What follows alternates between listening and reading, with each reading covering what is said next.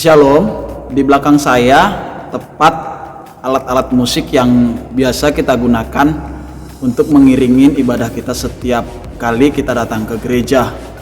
Alat musik ini digunakan dengan berbagai cara, ada yang dipukul seperti drum, ada yang diritim atau dipetik seperti gitar, dan ada beberapa yang ditekan tutsnya seperti keyboard.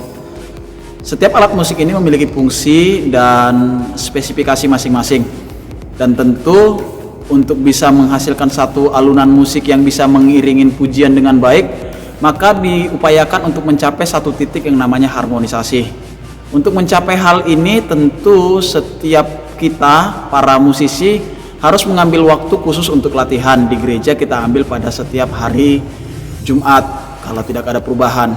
Demikianlah fungsi kita di dalam gereja, di dalam komunitas yang kita sebut dengan El Shaddai, di Gereja Bethel Indonesia El Shaddai. Tidak ubahnya seperti alat-alat musik ini, setiap kita memiliki tujuan, setiap kita memiliki talenta, setiap kita memiliki karunia, seperti yang dikatakan di dalam Roma pasal 12 ayat 6. Demikianlah kita mempunyai karunia yang berlain-lainan menurut kasih karunia yang dianugerahkan kepada kita, dan seterusnya dikatakan seperti itu.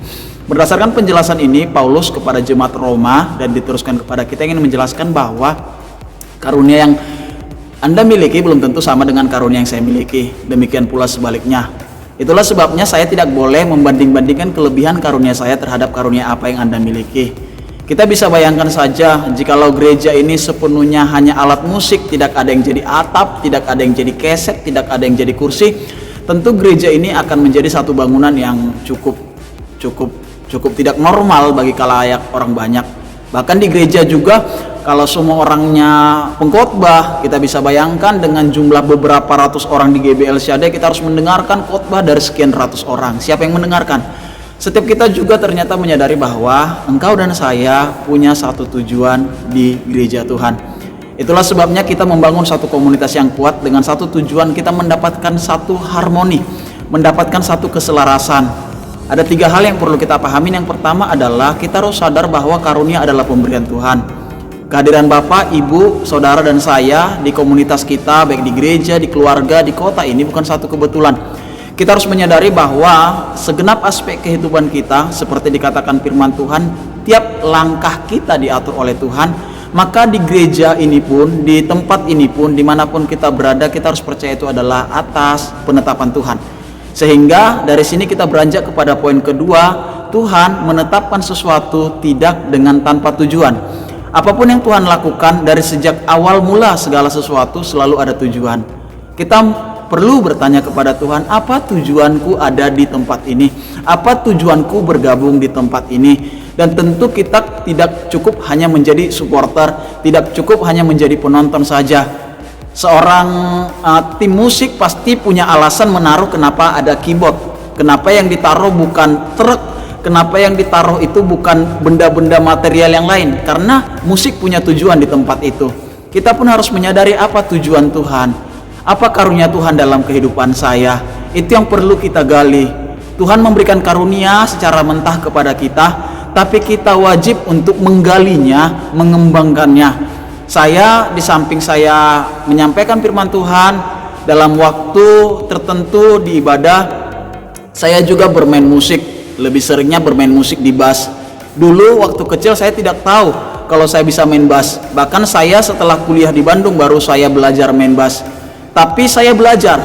Ketika saya belajar, saya bisa, walaupun belum ahli, kini saya tahu saya bisa main bass. Kini saya tahu saya punya satu tujuan di komunitas ini untuk bisa bermain musik, di samping karunia-karunia lain yang Tuhan percayakan dan harus saya pertanggungjawabkan untuk kemuliaannya. Andaikan saya tidak belajar bass, mungkin saya akan berkata kepada Tuhan, Tuhan, Engkau tidak memberikan karunia ini kepadaku. Sering kali kehidupan kita menjadi sia-sia bukan karena Tuhan yang tidak memberikan karunia. Saya punya kepercayaan terhadap satu hal. Ketika seseorang percaya kepada Tuhan Yesus, dia lahir baru, maka pada saat itu Tuhan sudah memberikan karunia kepada dia. Tapi dia bertugas, dia bertanggung jawab, dan dia harus menggunakan hikmat dan kemampuan yang dia miliki untuk memperlengkapi, menemukan, dan mendalami karunia itu.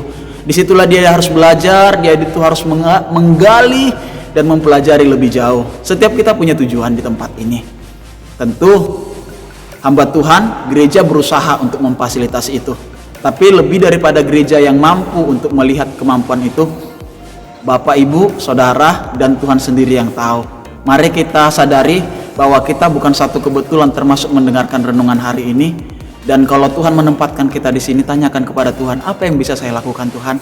Bukankah pertanyaan itu adalah pertanyaan yang tepat dari seorang hamba, seorang pelayan? Sir, what I can do? Tuhan, apa yang saya dapat lakukan? Dan bukankah kita sekalian adalah pelayan Tuhan? Memang tidak semua kita terpanggil menjadi pengurus gereja, tapi saya percaya kita semua terpanggil untuk menjadi hamba Tuhan, para pelayan-pelayan Tuhan yang melayani Dia, menyatakan kemuliaan-Nya. Dan marilah kita terus-menerus menggali, dan yang lebih penting dari itu semua, mari kita satu dengan yang lain menjalin komunikasi, menjalin hubungan yang baik, sehingga terjalinlah harmonisasi. Sehebat apapun sebuah tim musik, tetap akan cacat bila salah satu alat musik itu tidak berfungsi dengan sempurna.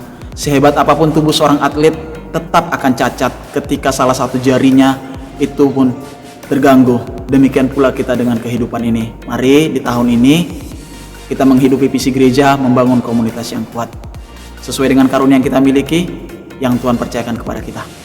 Tuhan memberkati. Shalom.